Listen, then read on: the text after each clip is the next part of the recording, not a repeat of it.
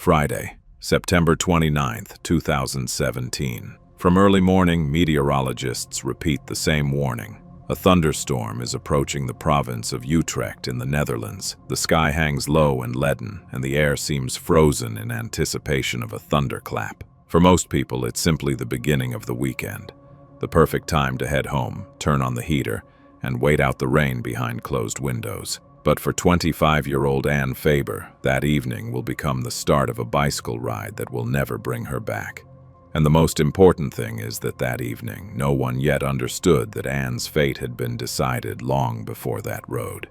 Not here, not in the forest, and not on the bike path, but in a courtroom, in the lines of psychiatric reports, in decisions that had once been made, and that one day allowed a man to walk free who had no place among unsuspecting passers-by. And yet, there he is, standing right in front of her, and the knife in his hand leaves no doubt about his intentions. By 2017, the life of 25-year-old Anne Faber was quite full and eventful. Surrounded by love and support from her family since childhood, she was never afraid to dream big. Her father, Wim Faber, believed she would find her place in life no matter which path she chose. Anne decided that more than anything, she wanted to become the director of a museum. Not just any museum, but one like the Solomon R. Guggenheim Museum in New York. And for the sake of that dream, she was ready to work hard. She studied financial economics in Amsterdam, where she earned her undergraduate degree before moving to Utrecht, the fourth largest city in the Netherlands. There, she completed a master's degree in cultural economics and entrepreneurship, and now she had finally landed her first real job. Not at the Guggenheim Museum, of course, but it was a beginning. At the same time, Anne never forgot to spend time with friends, who loved her for her sarcastic humor and open heart. Her uncle, Hans Faber, said she could have fun as if there were no tomorrow. She could work incredibly hard when something needed to be done, and then a few days later spend hours lying on the couch watching romantic comedies. Because she always led such a busy life, filled with studies or work. In her free moments, she loved to get on her bicycle and ride outside the city to clear her head and relax. Anne had been cycling since her teenage years. In the Netherlands, of course, there was nothing unusual about her favorite pastime. She would leave home for a ride almost every day, paying little attention to bad weather or her mood. In fact, when she was feeling down, the fresh air and an easy ride often helped her feel much better. In September 2017, Anne had to briefly put her cycling trips on hold because she was trying to balance work with caring for her boyfriend, Nathan. He had recently been in an accident, injured his back, and needed her help. But thanks to her tireless care and support, Nathan was feeling much better by the end of the month. So on September 29th, at around 5 in the evening, Anne got on her bicycle and went for a ride around Utrecht. She told her boyfriend she would make a loop of about 20 kilometers and would be back in no more than 3 hours. The meteorologists had not been warning about the thunderstorm all day for nothing. A powerful downpour caught Anne already outside the city. It was 6:45 p.m. when she stopped, took a photo of herself, and sent it to Nathan. She is looking straight into the camera, completely soaked, with a rain-gray sky behind her.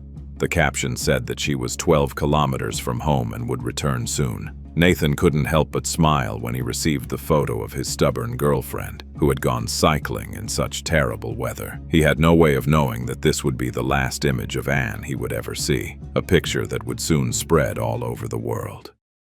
When Anne had not returned home by around 8 o'clock, as expected, Nathan tried to call her and send her messages, but received no response. He then called Anne's mother, Elze van Heeswijk.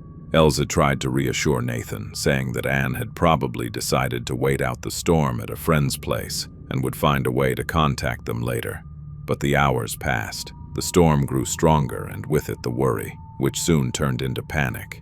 The next day, the bad weather finally subsided. The rain no longer drummed against the pavement, and the wind stopped howling outside the windows. But in the quiet that followed, Anne's family felt their fear more clearly than ever. Anne failed to appear at an important meeting in Amsterdam. She was responsible and punctual, and would never simply forget about something like that. Her family contacted the police. Because Anne chose a different route for her rides almost every time, her family had no idea where exactly to look for her. But fortunately, Just before she disappeared, she had sent Nathan that photo. The police determined that this was the last moment when a cell tower was able to register the location of her phone. At that time, the signal was coming from the area of the Huis ter Heide Nature Reserve. This is a vast wooded area known for its heathlands and marshes, crisscrossed by numerous cycling paths. It is a beautiful, picturesque, and quiet place. But during the search for a missing person, those welcoming forest trails can turn into an impenetrable wilderness, unwilling to give up its secrets. Search groups were immediately organized, made up of relatives, friends, and volunteers, who began combing the forest from where the girl had sent the photograph. They assumed that some kind of accident had happened, that the storm might have been involved in her disappearance, that a tree brought down by the weather might have knocked her off her bicycle, or perhaps she had even been struck by lightning. The military police joined the search, along with tracking dogs, while helicopters surveyed the area from the air. Hundreds of people were looking for Anne, and on October 3rd they found the jacket she had been wearing on the day she disappeared. At that point, the police were considering two main possibilities. Either Anne had been murdered or abducted, or some kind of accident had occurred and she was lying somewhere in the forest, injured or dead. On October 5th, Anne's bicycle was found near a pond in Blocker Park. The bicycle was taken to a laboratory for examination, and the pond was completely drained, but it revealed no clues as to where the missing woman might be. The next day, Anne's backpack was discovered in the same park. Because her belongings had been found in different places, the police were forced to rule out the possibility of an accident. The discoveries themselves would soon become the key to solving the case. 2 days later, on October 8th, forensic laboratory staff discovered male DNA on Anne's jacket. When it was compared with the national DNA database, it produced a match.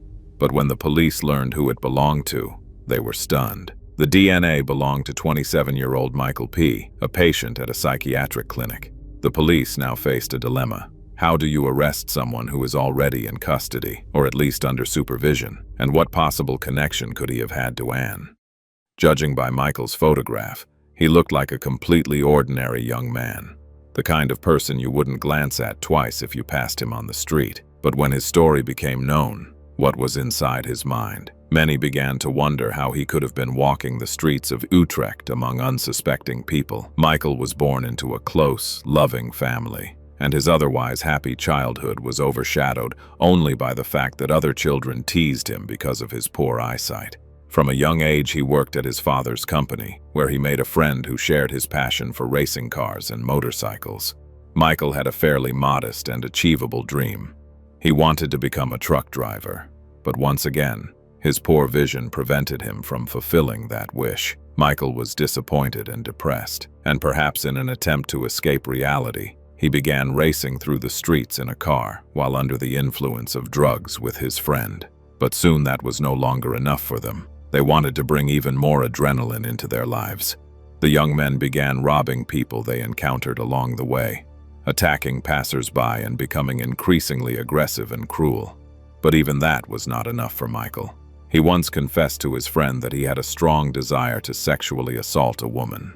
The friend assumed it was just a perverse fantasy of a young man, but he was wrong. To understand what happened to Anne at the end of September 2017, we need to go back in time to 2010. On April 3rd, 2010, a celebration was taking place in the city of Utrecht. An evening that was supposed to be remembered for laughter and happy smiles turned into a nightmare for two underage girls. A young man approached them who, at first, seemed as though he simply wanted to talk. But he threatened them, led them into a wooded area, and sexually assaulted both of them. They screamed and called for help, but in the dense thickets there was no one who could hear them. After getting what he wanted from his victims, the attacker left them in the middle of the road. When the girls were eventually found and helped, they identified their attacker, and he was brought to court. The rapist from that case, the same man now suspected in Anne's disappearance, was Michael P. Michael showed not the slightest remorse. On the contrary, he was proud of what he had done. In his defense, he said only that he had always fantasized about sexually assaulting someone, but had never really thought about the harm it would cause his victim. Such statements hinted at possible mental health problems in the young man, For example, a personality disorder, or more simply, psychopathy. For the justice system, it was important to determine what was going on in Michael's mind. He was sent to the largest forensic psychiatric clinic in the Netherlands for evaluation. And there, something happened that would later prove crucial for the future of Anne Faber. Someone, most likely his lawyer, apparently whispered to Michael in time that cooperating with the justice system could end very badly for him, possibly with a punishment worse than life imprisonment. The thing is, in the Netherlands, a person sentenced to life imprisonment may eventually be released on parole after about 25 years. At the same time, the country has a system of mandatory psychiatric treatment under which a person who has committed a crime is not released until a panel of psychiatric experts is convinced that the patient is completely safe for society. In many cases, such treatment lasts for the rest of the patient's life. Knowing this, Michael simply shut his mouth. He refused to speak with psychiatrists and declined to undergo psychological tests. No one could force him, and without a diagnosis, the court could not impose compulsory psychiatric treatment. The judges could see that Michael's cruelty seemed only to be growing, but their hands were tied by this loophole in the law. For what he had done to the two girls, he was sentenced to 16 years in prison. It was a severe punishment, but it had an end date, and thanks to appeals and good behavior in prison, Michael would end up serving even less. His cellmates and some of the guards saw who he really was, a cunning manipulator. But in the eyes of the judicial system, he caused no problems and therefore appeared to be a model inmate. And just 7 years after the attack on the two girls, as his sentence was nearing its end, the process of conditional early release began, so that he would not be thrown straight from prison back onto the streets. In 2017, Michael was transferred to a psychiatric clinic in Den Dolder, in the province of Utrecht, where he could gradually get used to life outside prison under the supervision of specialists. At first glance, this seemed like a logical next step to help a former inmate reintegrate into society, but it was a mistake. This facility was meant for people who were almost ready to return to normal life. Michael was not ready to change. He was simply waiting for an opportunity to strike again. Worse still, the specialists at the clinic did not actually know who they had taken under their care. The prison had not informed the doctors in Den Dolder about what Michael had been imprisoned for. Why? Because Michael did not want them to. It was that simple. Without his consent, the prison could not share the details of his criminal history. The clinic was only told that he had been a model prisoner. The doctors believed in Michael's supposed exemplary behavior and accepted him into the program. After arriving, Michael was given the privilege of leaving the clinic whenever he wished without any supervision. The only condition was that he return to the facility by dinner time, and Michael made full use of this privilege, riding around Utrecht on his scooter. What is even more astonishing is that Michael did not even try to behave well in the clinic. He attacked other patients, hit and bit members of the staff, and displayed inappropriate sexual behavior toward nurses. Of course, he was punished for this. He would be briefly confined to a separate room, and sometimes, as a disciplinary measure, he was not even allowed to watch television. Because Michael could leave the clinic freely and go into the city, he met a woman with whom he began a romantic relationship. The relationship was far from stable or carefree. It was an emotional roller coaster. Soon, Michael's girlfriend discovered she was pregnant, but refused to allow him any involvement in the life of their child. This situation caused Michael's mental state to deteriorate. The doctors noticed changes in him but did not restrict his ability to leave the clinic whenever he wanted. In hindsight, it is clear that his time outside the clinic should have been limited, or he should have been returned to prison, because from that moment it was obvious that he would never reintegrate successfully into society, the very goal the doctors had been trying to achieve. One possible reason Michael continued to be allowed outside the clinic was that he was ostensibly learning a new profession. He convinced the doctors that he wanted to become a gardener, so they did not require him to miss classes. Later, it was revealed that he had not been attending them at all and had no real interest in completing the training. In fact, he was scouting for a new victim, and he found Anne Faber. In addition to the DNA, the police obtained other evidence against the suspect. It turned out that Michael's mother allowed her son to use her car, a Peugeot, and this was the missing link the police had been looking for. Kidnapping and transporting a girl on a scooter would have been difficult, but in a car, covering a long distance was no problem. Blood belonging to Anne, found inside the Peugeot, confirmed that the police were on the right track. Anne's family was horrified to realize that she could have fallen victim to such a monster. But on the other hand, it meant they were one step closer to finding her. During Michael's arrest, the police were rough with him, hoping he would reveal Anne's whereabouts. However, the officers only injured his shoulder, an injury he later used in his defense. Nevertheless, using various interrogation techniques, the police were able to determine where Michael had hidden Anne's body. He indicated Zeewolde, a natural area on the shore of one of the largest lakes in the Netherlands. On October 12th, the police found Anne Faber's body at the location he had specified. But some details of the murder were unknown to Anne's family and the public until the trial began. It turns out that almost immediately after Anne took that last photograph, she was seen by Michael. More precisely, he claimed that they encountered each other on the path. She on her bicycle, he on his scooter. Because it was raining, there were no other people around. According to Michael, he initially just asked the girl if she was okay, but Anne supposedly insisted on calling the police. Michael was unhappy with this because his scooter was uninsured. He insisted that up until that moment he had no intention of harming Anne. It's highly unlikely that this is true. Most likely Michael noticed her while she was riding, or when she stopped to take a photo, but proving this is nearly impossible. Whatever the case, Michael pulled out a knife and intimidated her. He smashed her phone and led her further into the forest. He tied her hands with cable ties and brutally assaulted her in multiple ways. At one point, he saw another cyclist nearby and became afraid that his victim might call for help. This was the moment that shocked everyone in the courtroom. They realized that, until the very last instant, Anne must have hoped for a better outcome. She obeyed. She tried not to anger him. But Michael had already made his decision. He struck her and slashed her throat. Anne bled to death.